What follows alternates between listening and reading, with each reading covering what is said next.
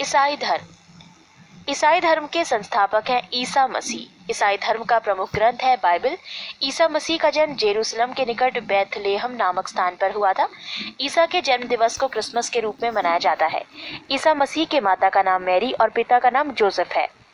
ईसा ने अपने जीवन के सर्वप्रथम 30 वर्ष एक बढ़ई के रूप में बैथलेहम के निकट नाजरेथ में बताए। ईसा मसीह के प्रथम 2 शिष्य थे एंड्रूस एवं पीटर। ईसा मसीह को सूली पर रोमन गवर्नर पोंटियस ने चढ़ाया। ईसा मसीह को 33 ईस्वी पर सूली पर चढ़ाया। ईसाई धर्म का सबसे पवित्र चिन्ह क्रॉस है। ईसाई त्रित्व में विश्वास रखते हैं, वो है ईश्वर पिता, ईश्वर पुत्र ईसा, ईश्वर पवित्र आत्मा। पारसी धर्म। पारसी धर्म के पैगंबर जरथुष्ट्र ईरानी थे। इनके शिक्षाओं का संकलन जेंद अवेस्ता नामक ग्रंथ में है, जो पारसियों का धार्मिक ग्रंथ है। इनकी मूल शिक्षा का सूत्र है सद्विचार, सद्वचन तथा सत्कार्य। इसके अनुयायी एक ईश्वर अहुर को मानते हैं। इस धर्म के अनुयायियों को अग्नि पूजक भी कहा जाता है। पृष्ठ 15। मगध राज्य का उत्कर्ष। मगध के सबसे प्राचीन वंश के संस्थापक बृहद्रथ था। इसकी राजधानी गिरिब्रज राजगृह थी। जरासंध बृहद्रथ का पुत्र था। हर्यक वंश के संस्थापक बिंबिसार मगध की गद्दी पर 544 ईसा पूर्व बौद्ध ग्रंथों के अनुसार में बैठा था। वो बौद्ध धर्मों का अनुयायी था। बिंबिसार ने ब्रह्मदत्त को हराकर अंग राज्य को मगध में मिला लिया। बिंबिसार ने राजगृह का निर्माण कर उसे अपनी राजधानी बनाया। बिंबिसार ने मगध पर करीब 52 वर्षों तक शासन किया। महात्मा बुद्ध की सेवा में बिंबिसार ने राजवैद्य जीवक को भेजा। अवंती के राजा प्रद्योत जब पांडु रोग से ग्रसित थे, उस समय भी बिंबिसार ने जीवक को उनकी सेवा सुश्रूषा के लिए भेजा था। बिंबिसार ने वैवाहिक संबंध स्थापित कर अपने साम्राज्य का विस्तार किया। इसने कौशल नरेश प्रसेनजित की बहन महाकौशला से, वैशाली के चेटक की पुत्री जेलना से तथा मद्र देश आधुनिक पंजाब की राजकुमारी क्षेमा से शादी की। बिंबिसार की हत्या उसके पुत्र अजातशत्रु ने कर दी और वो 493 ईसा पूर्व में मगध की गद्दी पर बैठा। अजातशत्रु का उपनाम कुर्णिक था। अजातशत्रु ने 32 वर्षों तक मगध पर शासन किया। अजातशत्रु प्रारंभ में जैन धर्म का अनुयायी था। अजातशत्रु के सुयोग्य मंत्री का नाम वर्षकार वरस्कार था। इसी की सहायता से अजातशत्रु ने वैशाली पर विजय प्राप्त की। अजातशत्रु की हत्या उसके पुत्र उदयन ने 461 ईसा पूर्व में कर दी और वह मगध की गद्दी पर बैठा। उदयन ने पाटलिग्राम की स्थापना की। उदयन भी जैन धर्म का अनुयायी था। हर्यक वंश का अंतिम राजा उदयन का पुत्र नागदशक था। नागदशक को उसके अमात्य शिशुनाग ने 412 ईस्वी में अपदस्थ करके मगध पर शिशुनाग वंश की स्थापना की। शिशुनाग ने अपनी राजधानी पाटलिपुत्र से हटाकर वैशाली में स्थापित की। शिशुनाग का उत्तराधिकारी कलाशोक पुनः राजधानी को पाटलिपुत्र ले गया। शिशुनाग वंश का अंतिम राजा नंदीवर्धन था। नंद वंश का संस्थापक महापदम नंद था। नंद वंश का अंतिम शासक घनानंद था। ये सिकंदर का समकालीन था। इसे चंद्रगुप्त मौर्य ने युद्ध में पराजित किया और मगध पर एक नए वंश मौर्य वंश की स्थापना की। सिकंदर। सिकंदर का जन्म 356 ईसा पूर्व में हुआ। सिकंदर के पिता का नाम फिलिप था। फिलिप 359 ईसा पूर्व में मकदूनिया का शासक बना। इसकी हत्या 329 ईसा पूर्व में कर दी गई। सिकंदर अरस्तु का शिष्य था। सिकंदर ने भारत विजय का अभियान 326 ईसा पूर्व में प्रारंभ किया। सिकंदर का सेनापति सेल्यूकस निकेटर था। पृष्ठ 16। सिकंदर को पंजाब के शासक पोरस के साथ युद्ध करना पड़ा, जिसे हाइडेस्पीस के युद्ध या झेलम वितस्ता का युद्ध 326 ईसा 16। सिकंदर को पंजाब के शासक पोरस के साथ युद्ध करना पड़ा, जिसे हाइडेस्पीस के युद्ध या झेलम वितस्ता का युद्ध के नाम से जाना जाता है। सिकंदर की सेना ने व्यास नदी को पार करने से इनकार कर दिया। सिकंदर स्थल मार्ग द्वारा 325 ईसा पूर्व में भारत से लौटा। सिकंदर की मृत्यु 323 ईसा पूर्व में बेबीलोन में 33 वर्ष की अवस्था में हो गई। सिकंदर का जल सेनापति था निर्याकस। मौर्य साम्राज्य। मौर्य वंश का संस्थापक चंद्रगुप्त मौर्य था। चंद्रगुप्त मौर्य का जन्म 345 ईसा पूर्व में हुआ था। घनानंद को हराने में चाणक्य ने चंद्रगुप्त मौर्य की मदद की थी, जो बाद में चंद्रगुप्त का प्रधानमंत्री बना। चाणक्य कौटिल्य या विष्णुगुप्त द्वारा लिखित पुस्तक है। अर्थशास्त्र है जिसका संबंध राजनीति से है। चंद्रगुप्त मगध की राजगद्दी पर 322 ईसा पूर्व में बैठा। चंद्रगुप्त जैन धर्म का अनुयायी था। चंद्रगुप्त ने अपना अंतिम समय कर्नाटक के श्रवणबेलगोला नामक स्थान पर बिताया। चंद्रगुप्त ने 305 ईसा पूर्व में सेल्यूकस निकेटर को हराया। सेल्यूकस निकेटर ने अपनी पुत्री कार्नेलिया की शादी चंद्रगुप्त मौर्य के साथ कर दी और युद्ध की संधि शर्तों के अनुसार 4 प्रांत काबुल, कंधार, हेरात एवं मकरान चंद्रगुप्त को दिए। चंद्रगुप्त मौर्य ने जैनी गुरु भद्रबाहु से जैन धर्म की दीक्षा ली थी। मेगास्थनीज सेल्यूकस निकेटर का राजदूत था जो चंद्रगुप्त के दरबार में रहता था। मेगास्थनीज द्वारा लिखी गई पुस्तक इंडिका है। चंद्रगुप्त मौर्य और सेल्यूकस के बीच हुए युद्ध का वर्णन एपियानस ने किया है। प्लूटार्क के अनुसार चंद्रगुप्त ने सेल्यूकस को 500 हाथी उपहार में दिए थे। चंद्रगुप्त मौर्य की मृत्यु 298 ईसा पूर्व में श्रवणबेलगोला में उपवास द्वारा हुई। बिंदुसार। चंद्रगुप्त मौर्य का उत्तराधिकारी बिंदुसार हुआ जो 298 ईसा पूर्व में मगध की राजगद्दी पर बैठा। अमित्रघात के नाम से बिंदुसार जाना जाता है। अमित्रघात का अर्थ है शत्रु विनाशक। बिंदुसार आजीवक संप्रदाय का अनुयायी था। वायु पुराण में बिंदुसार को भद्रसार या वारिसार कहा गया है। स्ट्रेबो के अनुसार सीरियन नरेश एंटियोकस ने बिंदुसार के दरबार में डायमेकस नामक राजदूत भेजा। इसे ही मेगास्थनीज का उत्तराधिकारी माना जाता है। जैन ग्रंथों में बिंदुसार को सिंहासन कहा गया है। बिंदुसार के शासनकाल में तक्षशिला में हुए 2 विद्रोहों का वर्णन है। इस विद्रोह को दबाने के लिए बिंदुसार ने पहले सुसीम को और बाद में अशोक को भेजा। एथीनियस के अनुसार बिंदुसार ने सीरिया के शासक एंटियोकोस ने बिंदुसार के दरबार में डायमेकस नामक राजदूत भेजा। इसे ही मेगास्थनीज का उत्तराधिकारी माना जाता है। जैन ग्रंथों के बिंदुसार को सिंहसेन कहा गया है। बिंदुसार के शासनकाल में तक्षशिला में हुए 2 विद्रोहों का वर्णन है।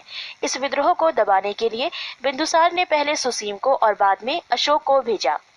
एथीनियस के अनुसार बिंदुसार ने सीरिया के शासक एंटियोकस I से मदिरा, सूखे अंजीर एवं दार्शनिक भेजने की प्रार्थना की थी।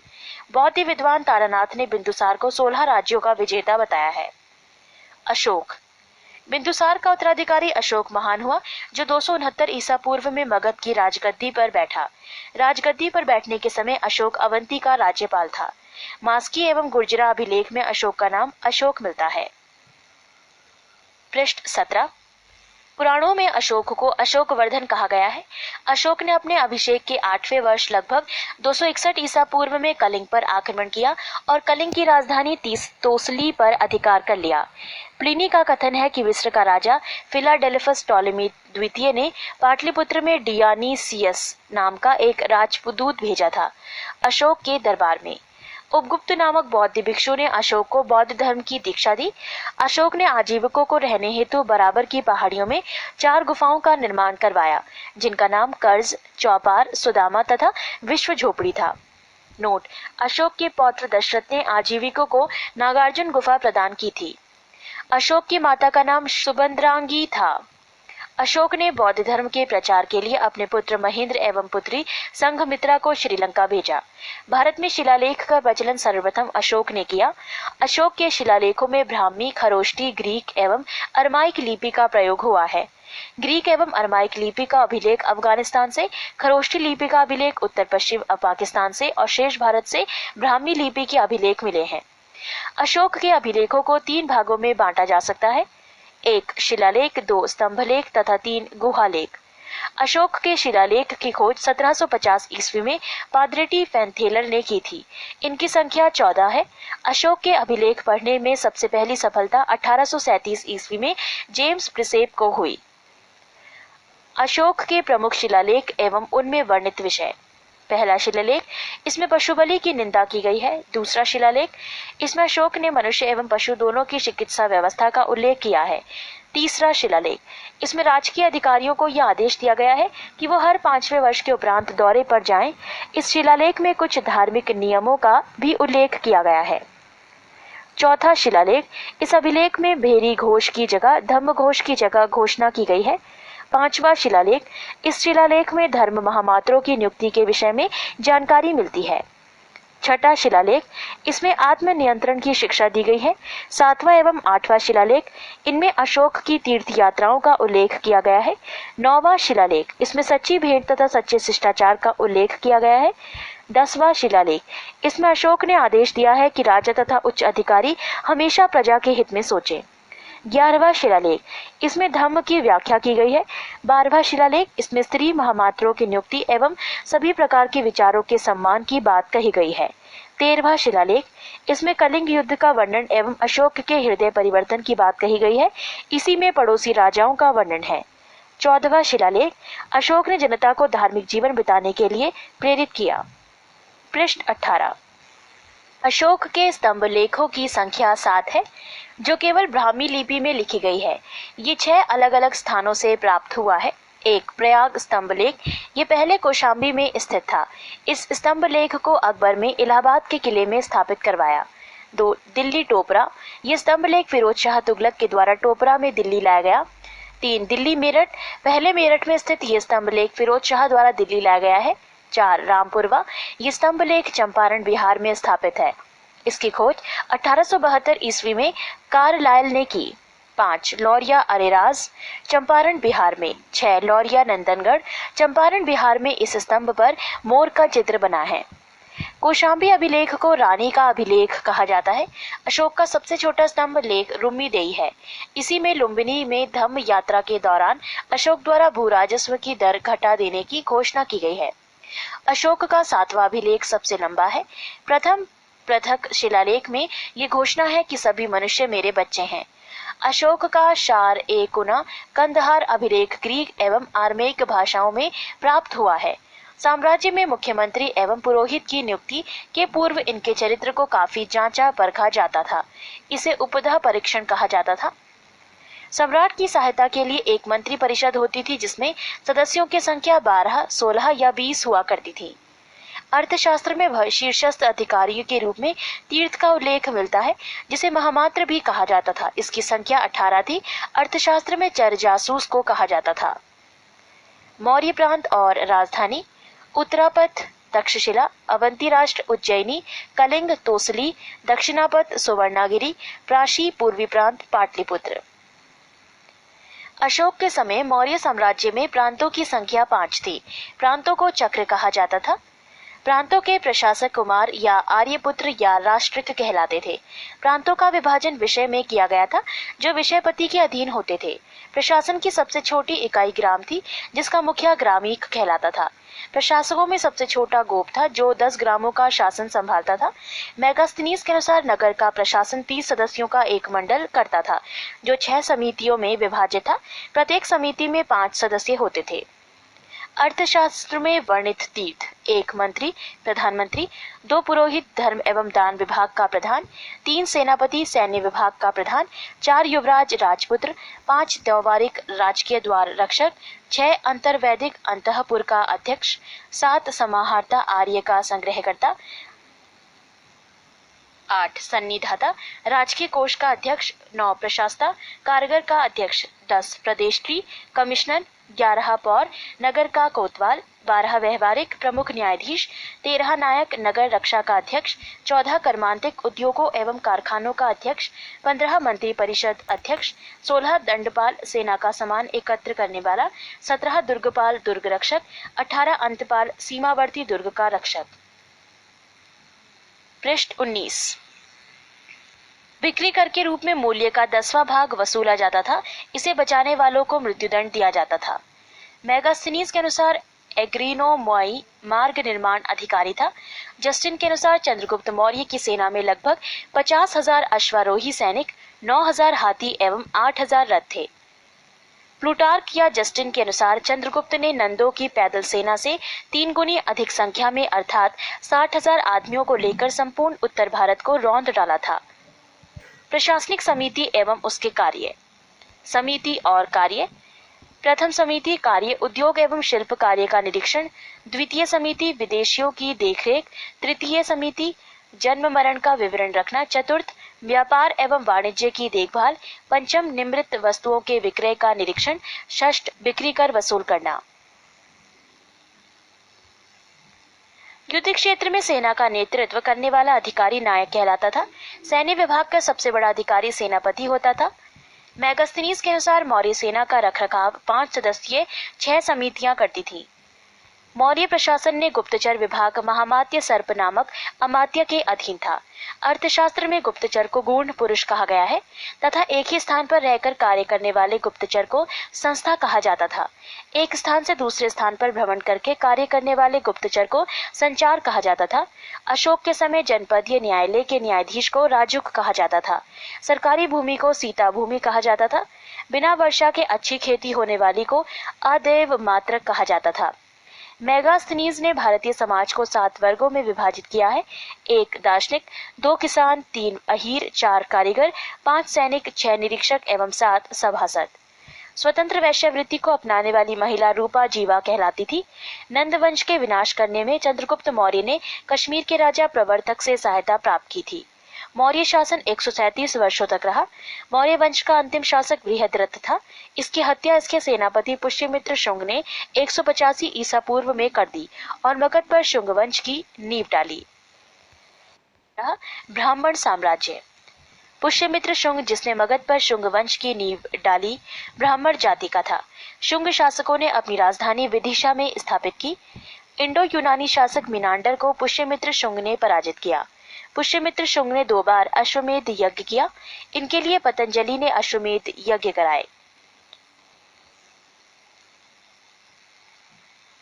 भरहुत स्तूप का निर्माण पुष्यमित्र शुंग ने करवाया। शुंग वंश का अंतिम शासक देवभूति था। इसकी हत्या 73 ईसा पूर्व में वासुदेव ने कर दी और मगध की गद्दी पर कण्व वंश की स्थापना की। कण्व वंश का अंतिम राजा सुशर्मा हुआ। शिमुक ने 60 ईसा पूर्व में सुशर्मा की हत्या कर दी और सातवाहन वंश की स्थापना की। सातवाहन आंध्र वंश शासकों ने अपनी राजधानी प्रतिष्ठान में स्थापना की। प्रतिष्ठान आंध्र प्रदेश के औरंगाबाद जिले में है। पृष्ठ 20। सातवाहन वंश के प्रमुख शासक थे सिमुक, शातकर्णी, गौतमीपुत्र शातकर्णी, वशिष्ठिपुत्र पल्लूमावी तथा यज्ञश्री शातकर्णी। शातकर्णी ने 2 अश्वमेध तथा 1 राजसूय यज्ञ किया। सातवाहन शासकों के समय के प्रसिद्ध साहित्यकार हाल एवं गुणाढ़्य थे। हाल ने गाथा सप्तशतक तथा गुणाढ़्य ने बृहत कथा नामक पुस्तकों की रचना की। सातवाहन शासकों ने चांदी, तांबे, सीसा, पोटीन और कांसे की मुद्राओं का प्रचलन किया। ब्राह्मणों को भूमि अनुदान देने की प्रथा का आरंभ सातवाहन शासकों ने ही सर्वप्रथम किया। सातवाहनों की भाषा प्राकृत एवं लिपि ब्राह्मी थी। सातवाहनों का समाज मात्र सत्तात्मक था। सातवाहनों की महत्वपूर्ण स्थापत्य कृतियां हैं कार्ले का चैत्य, अजंता एवं एलोरा की गुफाओं का निर्माण एवं अमरावती कला का विकास। शातकर्णी एवं अन्य सभी सातवाहन शासक दक्षिणा पथ के स्वामी कहे जाते थे। 16 भारत के यवन राज्य। भारत पर आक्रमण करने वाले विदेशी आक्रमणकारियों का क्रम है: हिंद यूनानी, शक, पहलव और कुषाण। सेल्यूकस के द्वारा स्थापित पश्चिमी तथा मध्य एशिया के विशाल साम्राज्य को इसके उत्तराधिकारी एंटिओकस प्रथम ने अक्षुण्ण बनाए रखा। एंटिओकस द्वितीय के शासनकाल में विद्रोह के फलस्वरूप उसके अनेक प्रांत स्वतंत्र हो गए। बैक्ट्रिया के विद्रोह का नेतृत्व डियोडोटस प्रथम ने किया था। बैक्ट्रिया पर डियोडोटस प्रथम के साथ इन राजाओं ने क्रमशः शासन किया। डियोडोटस द्वितीय, यूथिडेमस, डेमेट्रियस प्रथम के साथ इन राजाओं ने क्रमशः शासन किया। डियोडोटस द्वितीय, यूथिडेमस, डेमेट्रियस, वेनेंडर, यूक्रेटाइडस, एंटीआलकीडस तथा हर्मिक्स। भारत पर सबसे पहले आक्रमण बैक्ट्रिया के शासन डेमेट्रियस ने किया। इसने 190 ईसा पूर्व में भारत पर आक्रमण कर अफगानिस्तान, पंजाब एवं सिंध के बहुत बड़े भाग पर अधिकार कर लिया। इसने शाकल को अपनी राजधानी बनाया। इसे ही हिंद यूनानी या बैक्ट्रियाई यूनानी कहा गया। हिंद यूनानी शासकों में सबसे अधिक विख्यात मिनांडर 165 से 145 ईसा पूर्व में हुआ। इसकी राजधानी शाकल, आधुनिक सियालकोट, शिक्षा का प्रमुख केंद्र था। मिनांडर ने नागसेन नागार्जुन से बौद्ध धर्म की दीक्षा ली। मिनांडर के प्रश्न एवं नागसेन द्वारा दिए गए उत्तर एक पुस्तक के रूप में संग्रहित है, जिसका नाम मिलिंद पन्हो अर्थात मिलिंद के प्रश्न या मिलिंद प्रश्न है। हिंदी यूनानी भारत के पहले शासक हुए, जिनकी जारी किए गए सिक्कों के बारे में निश्चित रूप से कहा जा सकता है कि सिक्के किन किन राजाओं के हैं। भारत में सबसे पहले हिंदू यूनानियों ने ही सोने के सिक्के जारी किए। हिंदू यूनानी शासकों ने भारत के पश्चिमोत्तर सीमा प्रांत में यूनान की प्राचीन कला चलाई, जिसे हेलेनिस्टिक आर्ट कहते हैं। भारत में गंधार कला इसका उत्तम उदाहरण है। रहा शक। यूनानियों के बाद शक आए। शकों की 5 शाखाएं थी और हर बार शाखा की राजधानी भारत और अफगानिस्तान में अलग अलग भागों में थी। पहली शाखा ने अफगानिस्तान, दूसरी शाखा ने पंजाब यानी राजधानी तक्षशिला, तीसरी शाखा ने मथुरा, चौथी शाखा ने पश्चिमी भारत एवं 5वीं शाखा ने ऊपरी दक्कन पर प्रभुत्व स्थापित किया। शक मूलतः मध्य एशिया के निवासी थे और चरागाह की खोज में भारत आए। 58 ईस्वी पूर्व में उज्जैन के एक स्थानीय राजा ने शकों को पराजित करके बाहर खदेड़ दिया और विक्रमादित्य की उपाधि धारण की। पृष्ठ 21। शकों पर विजय के उपलक्ष्य में 57 ईसा पूर्व से एक नया संवत विक्रम संवत के नाम से प्रारंभ हुआ। उसी समय से विक्रमादित्य एक लोकप्रिय उपाधि बन गई, जिसकी संख्या भारतीय इतिहास में 14 तक पहुंच गई। गुप्त सम्राट चंद्रगुप्त द्वितीय सबसे अधिक विख्यात विक्रमादित्य था। शकों की अन्य शाखाओं की तुलना में दक्षिण भारत में प्रभुत्व स्थापित करने वाली शाखा ने सबसे लंबे अरसे तक शासन किया, लगभग 4 शताब्दी तक। गुजरात में चल रहे समुद्री व्यापार से ये शाखा काफी लाभान्वित हुई और भारी संख्या में चांदी के सिक्के जारी किए। शकों का सबसे प्रतापी शासक रुद्रदामन प्रथम था, जिसका शासन 130 से 150 ईस्वी गुजरात के बड़े भाग पर था। इसने काठियावाड़ को अर्ध शुष्क सुदर्शन झील मौर्य द्वारा निर्मित का जीर्णोद्धार किया। रुद्रदामन संस्कृत का बड़ा प्रेमी था। उसने ही सबसे बड़े विशुद्ध संस्कृत भाषा में लंबा अभिलेख गिरनार अभिलेख जारी किया। इसके पहले के सभी अभिलेख प्राकृत भाषा में रचित थे। भारत में शक राजा अपने को क्षत्रप कहते थे। 18 कुषाण। पहलव के बाद कुषाण आए, जो यूची एवं तोखरी भी कहलाते हैं। यूची नामक एक कबीला 5 कुलों में बट गया था। उन्हीं में से एक कुल के थे कुषाण। कुषाण वंश के संस्थापक कुजूल कड़फिसेस था। इस वंश का सबसे प्रतापी राजा कनिष्क था। इनकी राजधानी पुरुषपुर या पेशावर थी।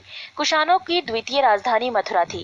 कनिष्क ने 78 ईस्वी गद्दी पर बैठने के समय में एक संवत चलाया, जो शक संवत कहलाता है, जिसे भारत सरकार द्वारा प्रयोग में लाया जाता है।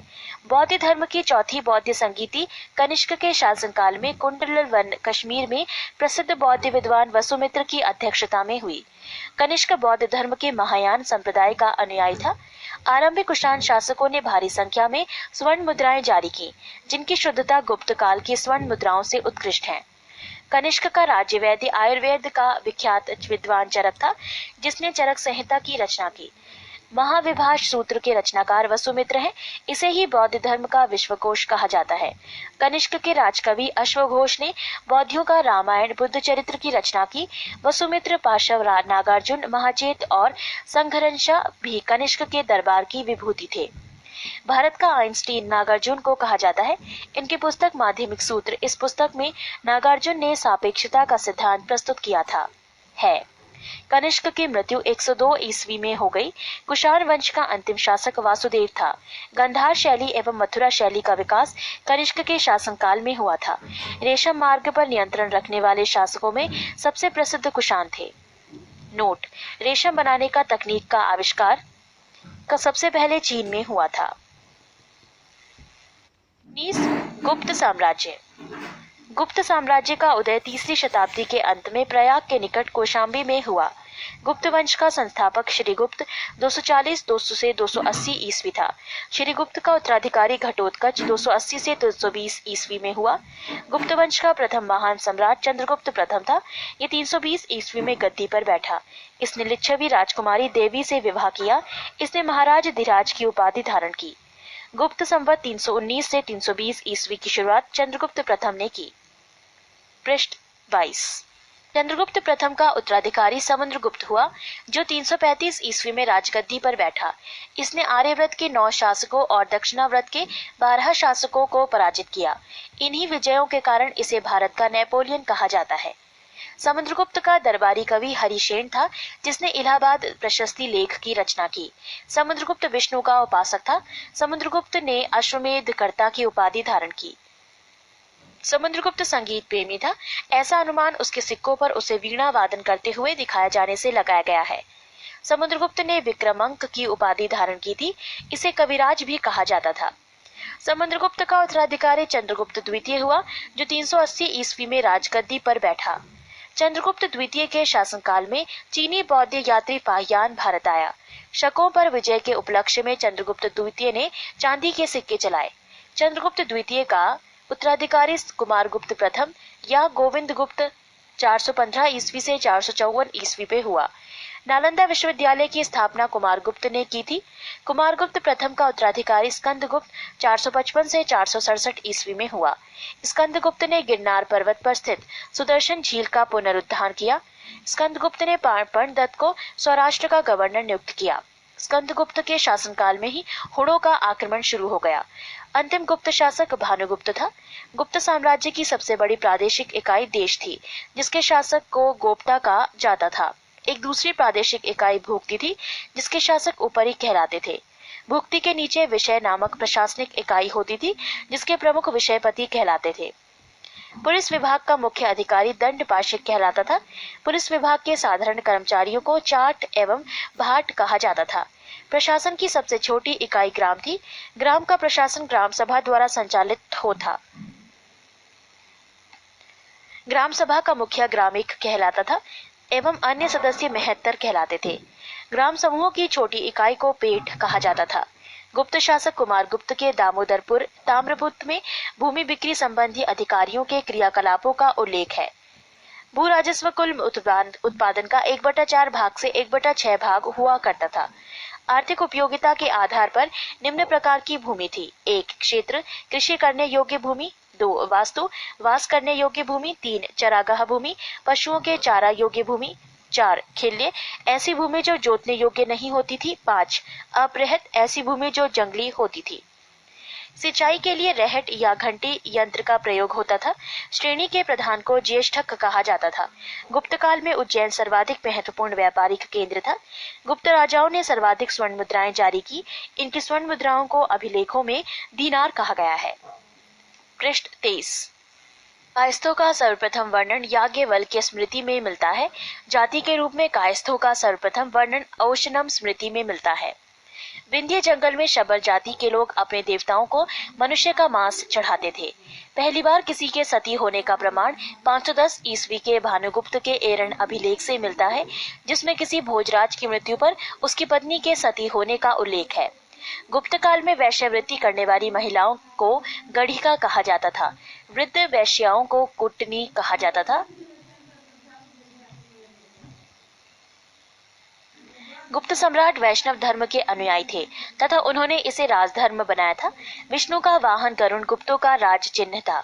गुप्त काल में वैष्णव धर्म संबंधी सबसे महत्वपूर्ण अवशेष देवगढ़ झांसी का दशावतार मंदिर है। अजंता में निर्मित कुल 29 गुफाओं में वर्तमान में केवल 6 ही शेष हैं, जिनमें गुफा संख्या 16 एवं 17 ही गुप्तकालीन है। इसमें गुफा संख्या 16 में उत्कीर्ण मरणासन राजकुमारी का चित्र प्रशंसनीय है। गुफा संख्या 17 के चित्र का चित्रशाला कहा गया है। इस चित्रशाला में बुद्ध के जन्म, जीवन, महाभिनिष्क्रमण एवं महापरिनिर्वाण की घटनाओं से संबंधित चित्र उद्धृत किए गए हैं। अजंता की गुफाएं बौद्ध धर्म की महायान शाखा से संबंधित है। गुप्त काल में निर्मित अन्य गुफा बाघ की गुफा है, जो ग्वालियर के समीप बाघ नामक स्थान पर विंध्य पर्वत को काटकर बनाई गई थी। चंद्रगुप्त द्वितीय के शासनकाल में संस्कृत भाषा का सबसे प्रसिद्ध कवि कालिदास थे। चंद्रगुप्त द्वितीय के दरबार में रहने वाला आयुर्वेदाचार्य धन्वंतरी थे। गुप्त काल में विष्णु शर्मा द्वारा लिखित पंचतंत्र संस्कृत को संसार का सर्वाधिक प्रचलित ग्रंथ माना जाता है। बाइबल के बाद इसका स्थान दूसरा है। इसे 5 भागों में बांटा गया है: 1 मित्र भेद, 2 मित्र लाभ, 3 संधि विग्रह, 4 लब्ध प्रणाश, 5 अपरीक्षा कारित्व। आर्यभट्ट ने आर्यभट्टियम एवं सूर्य सिद्धांत नामक ग्रंथ लिखे। इसी ने सर्वप्रथम बताया कि पृथ्वी सूर्य के चारों ओर घूमती है। चंद्रगुप्त द्वितीय के दरबार में रहने वाले कुछ प्रमुख विद्वान थे: आर्यभट्ट, वराहमिहिर, धन्वंतरी, ब्रह्मगुप्त आदि। पुराणों की वर्तमान रूप में रचना गुप्त काल में हुई। इसमें ऐतिहासिक परंपराओं का उल्लेख है। गुप्त काल में चांदी के सिक्कों को रुपया कहा जाता था। याज्ञवल्क्य, नारद, कात्यायन एवं बृहस्पति स्मृतियों की रचना गुप्त काल में ही हुई। मंदिर बनाने की कला का जन्म गुप्त काल में ही हुआ। सांस्कृतिक उपलब्धियों के कारण गुप्त काल को भारतीय इतिहास का स्वर्ण युग कहा जाता है। गुप्तकालीन प्रसिद्ध मंदिर: विष्णु मंदिर दिगवा जबलपुर मध्य प्रदेश, शिव मंदिर भूमरा नागौदा मध्य प्रदेश, पार्वती मंदिर नैना कुठार मध्य प्रदेश, दशावतार मंदिर देवगढ़ झांसी उत्तर प्रदेश, शिव मंदिर खो नागौद मध्य प्रदेश, भीतर गांव मंदिर यानी लक्ष्मण मंदिर ईंटों द्वारा निर्मित, भीतर गांव कानपुर उत्तर प्रदेश। 20 पुष्यभूति वंश या वर्धन वंश। गुप्त वंश के पतन के बाद जिन नए राजवंशों का उद्भव हुआ उनमें मैत्रक, मौखरी, पुष्यभूति, परवर्ती गुप्त और गौड़ प्रमुख हैं। इन राजवंशों में पुष्यभूति वंश के शासकों ने सबसे विशाल साम्राज्य स्थापित किया। पृष्ठ 24। पुष्यभूति वंश के संस्थापक पुष्यभूति था। इनकी राजधानी थानेश्वर हरियाणा प्रांत के करनाल जिले में स्थित वर्तमान थानेसर नामक स्थान थी। प्रभाकर वर्धन इस वंश की स्वतंत्रता का जन्मदाता था तथा प्रथम प्रभावशाली शासक था, जिसने परम भट्टारक और महाराजा धीराज जैसी सम्मानजनक उपाधियां धारण की। प्रभाकर वर्धन की पत्नी यशोमती से 2 पुत्र राज्यवर्धन और हर्षवर्धन तथा एक कन्या राजश्री उत्पन्न हुई। राजश्री का विवाह कन्नौज के मौखरी राजा गृहवर्मा के साथ हुआ। मालवा के शासक देवगुप्त ने गृहवर्मा की हत्या कर दी और राजश्री को बंदी बनाकर कारागार में डाल दिया। राज्यवर्धन ने देवगुप्त को मार डाला, परंतु देवगुप्त के मित्र गौड़ नरेश शशांक ने धोखा देकर राज्यवर्धन की हत्या कर दी। नोट: शशांक शैव धर्म का अनुयायी था। इसने बोधि वृक्ष बोध गया को कटवा दिया। राज्यवर्धन की मृत्यु के बाद 606 ईस्वी में 16 वर्ष की अवस्था में हर्षवर्धन थानेश्वर की गद्दी पर बैठा। हर्ष को शिलादित्य के नाम से भी जाना जाता था। इसने परम भट्टारक नरेश की उपाधि धारण की थी। हर्ष ने शशांक को पराजित करके कन्नौज पर अधिकार कर लिया तथा उसे अपनी राजधानी बनाया। हर्ष और पुलकेशन द्वितीय के बीच नर्मदा नदी के तट पर युद्ध हुआ, जिसमें हर्ष की पराजय हुई। चीनी यात्री हुएनसांग हर्षवर्धन के शासनकाल में भारत आया। नोट: हुएनसांग को यात्रियों में राजकुमार, नीति का पंडित एवं वर्तमान शाक्य मुनि कहा जाता है। वो नालंदा विश्वविद्यालय में पढ़ने एवं बौद्ध ग्रंथ संग्रह करने के उद्देश्य से भारत आया था। हर्ष 641 ईस्वी में अपने दूत चीन भेजे तथा 643 ईस्वी एवं 645 ईस्वी में 2 चीनी दूत उसके दरबार में आए। हर्ष ने कश्मीर के शासक से बुद्ध के दंत अवशेष बलपूर्वक प्राप्त किए। हर्ष के पूर्वज भगवान शिव और सूर्य के अनन्य उपासक थे। प्रारंभ में हर्ष भी अपने कुल देवता शिव का परम भक्त था। चीनी यात्री हुएनसांग से मिलने के बाद उसने बौद्ध धर्म की महायान शाखा को राज्यश्रेय प्रदान किया तथा वो पूर्ण बौद्ध बन गया।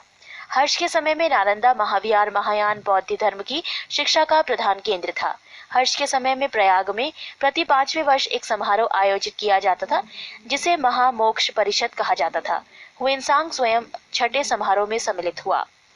बाणभट्ट हर्ष के दरबारी कवि थे। उन्होंने हर्ष चरित्र एवं कादंबरी की रचना की। प्रियदर्शिका, रत्नावली तथा नागानंद नामक 3 संस्कृत नाटक ग्रंथों की रचना हर्ष ने की थी।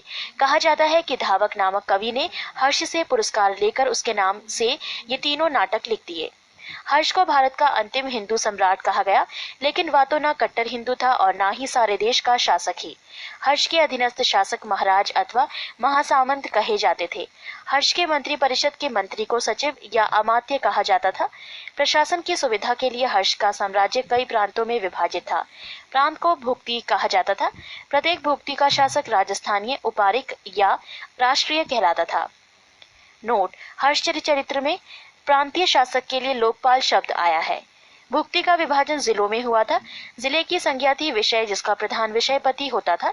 विषय के अंतर्गत कई पाठक आधुनिक तहसील होते थे। ग्राम शासन की सबसे छोटी इकाई थी ग्राम शासन का प्रधान ग्रामाक्ष पटलिक कहा जाता था। पृष्ठ 25।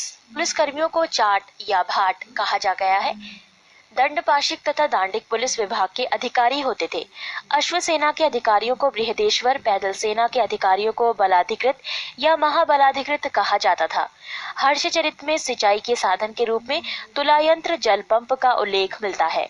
हर्ष के समय मथुरा सूती वस्त्रों के निर्माण के लिए प्रसिद्ध था। हर्षचरित के अनुसार हर्ष की मंत्री परिषद भंडी प्रधान सचिव, सिंहनाद प्रधान सेनापति, कुंतल अश्वसेना का प्रधान, स्कंदगुप्त गज सेना का प्रमुख। 21 दक्षिण भारत के प्रमुख राजवंश। 1 पल्लव वंश। पल्लव वंश का संस्थापक सिंह विष्णु 575 से 600 ईस्वी पर था। इसकी राजधानी कांची तमिलनाडु में कांचीपुरम थी। वो वैष्णव धर्म का अनुयायी था।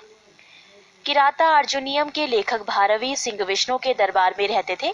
पल्लव वंश के प्रमुख शासक हुए क्रमशः महेंद्र वर्मन प्रथम 600 से 630 ईस्वी, नरसिंह वर्मन प्रथम 630 से 668 ईस्वी, महेंद्र वर्मन द्वितीय 668 से 670, परमेश्वर वर्मन प्रथम 670 से 680 ईस्वी, नरसिंह वर्मन द्वितीय 704 से 728, नंदी वर्मन द्वितीय 731 से 795। पल्लव वंश का अंतिम शासक अपराजित 879 से 897 ईस्वी हुआ। मतविलास प्रहसन की रचना महेंद्र वर्मन ने की थी। महाबलीपुरम के एकाशम मंदिर, जिन्हें रथ कहा गया है, का निर्माण पल्लव राजा नरसिंह वर्मन प्रथम के द्वारा करवाया गया था। रथ मंदिरों में सबसे छोटा द्रौपदी रथ है, जिसमें किसी प्रकार का अलंकरण नहीं मिलता है। वातपी कोंड की उपाधि नरसिंह वर्मन प्रथम ने धारण की थी। अरबों के आक्रमण के समय पल्लवों का शासक नरसिंह वर्मन द्वितीय था। उसने राजसिंह राजाओं में सिंह, आगम प्रिय शासकों का प्रेमी और शंकर भक्त शिव का उपासक की उपाधियां धारण की। उसने कांची के कैलाश मंदिर का निर्माण करवाया, जिसे राज सिद्धेश्वर मंदिर भी कहा जाता है। इसी मंदिर के निर्माण से द्रविड़ स्थापत्य कला की शुरुआत हुई। महाबलीपुरम में शोर मंदिर। दशकुमार चरित के लेखक दंडी नरसिंह वर्मन द्वितीय के दरबार में रहते थे। कांची के मुक्तेश्वर मंदिर तथा वैकुंठ पेरुमाल मंदिर का निर्माण नंदीवर्मन द्वितीय ने करवाया।